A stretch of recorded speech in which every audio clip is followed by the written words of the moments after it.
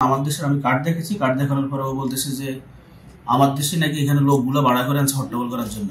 এই কথা বলে এলোপাতাড়ি মারছিল। বিএনপির গুলশান কার্যালয়ে হামলার শিকার হয়েছেন আমার দেশের স্টাফ রিপোর্টার জাহিদুল ইসলাম। পেশাগত দায়িত্ব পালন করতে গেলে রবিবার বিকেলে বিএনপির নেতাকর্মীরা তার ওপর বর্বর হামলা চালায়। এতে তিনি গুরুতর আহত হয়েছেন। তাকে সোহরাওয়ার্দী হাসপাতালে চিকিৎসা দেওয়া হয়েছে। গুলশান অফিসে জাহিদের ওপর হামলার পাশাপাশি তার মোবাইল ফোন এবং আইডি কার্ড কেড়ে নেয় সন্ত্রাসীরা।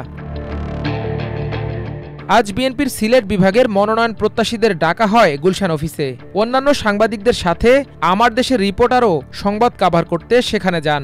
এক পর্যায়ে সভাকক্ষের দরজায় বিএনপির দুই পক্ষের মধ্যে সংঘর্ষের ভিডিও মোবাইলে ধারণ করতে শুরু করেন জাহিদ। এতেই ক্ষিপ্ত হয়ে ওঠেন গুলশান অফিসে বিএনপির নেতাকর্মীরা। বিএনপির মিডিয়া সেলের সঙ্গে সম্পৃক্ত আমরা বিএনপি পেজের ক্যামেরা পার্সন ফয়সালের নেতৃত্বে একদল লোক জাহিদের ওপর হামলা চালায়। তারা জাহিদকে বিএনপির গুলশান অফিসের দোতলার সিঁড়িতে নিয়ে যায় এবং এলোপাতাড়ি কিলঘুষি ও লাথি মারতে থাকে। এক পর্যায়ে তার মোবাইল ছিনিয়ে নিয়ে আছাড় দিয়ে ভেঙে ফেলে। এ সময় হামলাকারীরা বলতে থাকে, আমার দেশ বিএনপির বিরুদ্ধে রিপোর্ট করে, এখানে বিএনপির দোষ খুঁজতে রিপোর্টার পাঠিয়েছে।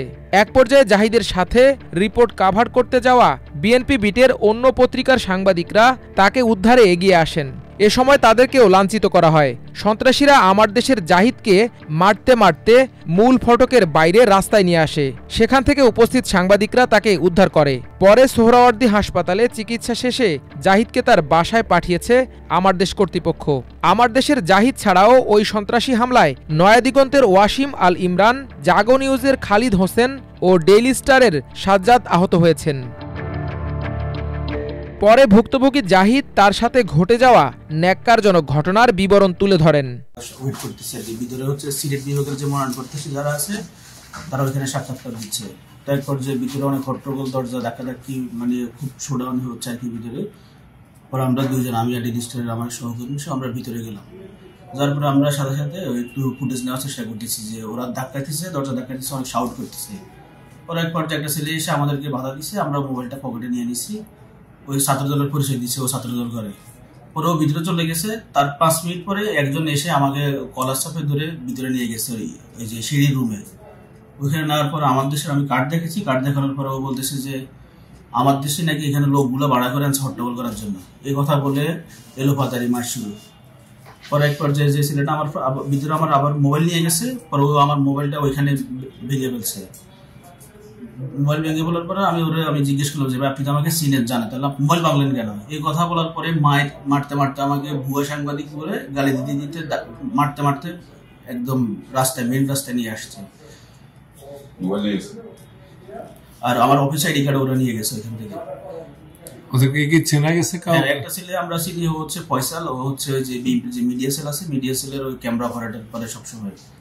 মিডিয়া সেল না, আমরা বিএনপি বলতেছি যে আমরা বিএনপি পেজের। হ্যাঁ, ওই হচ্ছে ওই যে ওখানে ইয়ে করে সবসময়, ওই যে ক্যামেরা দিয়ে লাইভ ট্যাপ করে ওগুলো, ওইখানে আমরা সবসময় দেখি। ও আমাদেরকে পূর্ব পরিচিত আমাদেরকে, কিন্তু কেন এই ঘটনা ঘটলো আমার মানে ইয়ে হচ্ছে না আর কি। সাথে কি অন্যান্য সহকর্মীরা ছিল? অন্য সহকর্মীরা ছিল, ওরা আমাকে ধরতে গেছে, ওদেরকে ধাক্কা দিয়ে ওরা ভিতরে ওদেরকে ধাক্কা দিয়ে আমাদের ভিতরে নিয়ে গেছে। তারপর বাকি সাংবাদিকরা কি উদ্ধার? পরে বাকি সাংবাদিকরা আমি তো বাইরে আমার মারতে মারতে নিয়ে আসছি। পরে ওরা ভিতরে গেছে, ওরা ভিতরে ঢুকতে পারে না, আর ওদেরকে ওইখানে আটকাই দিছে। এদিকে জাহিদুল ইসলামের ওপর হামলার ঘটনায় দুঃখ প্রকাশ করেছেন বিএনপির মহাসচিব মির্জা ফখরুল ইসলাম আলমগীর। আজ রাতে দলটির কেন্দ্রীয় দপ্তর থেকে একটি বিবৃতি পাঠানো হয়। বিবৃতিতে বিএনপি মহাসচিব বলেন, আজ 19 অক্টোবর 2025 বিকেল 4টায় বিএনপি চেয়ারপারসনের গুলশান কার্যালয়ে হামলা ও সংঘর্ষের ঘটনায় আমার দেশ পত্রিকার রিপোর্টার জাহিদুল ইসলাম আঘাতপ্রাপ্ত এবং উপস্থিত কিছু সাংবাদিক হেনস্থার শিকার হন। তিনি বলেন, গণমাধ্যমের সাংবাদিকরাই রাজনৈতিক দলের বক্তব্য, বিবৃতি ও কার্যক্রম জনগণকে অবহিত করেন। এই কারণে রাজনৈতিক দলগুলোর সাথে গণমাধ্যমের অবিচ্ছেদ্য সম্পর্ক।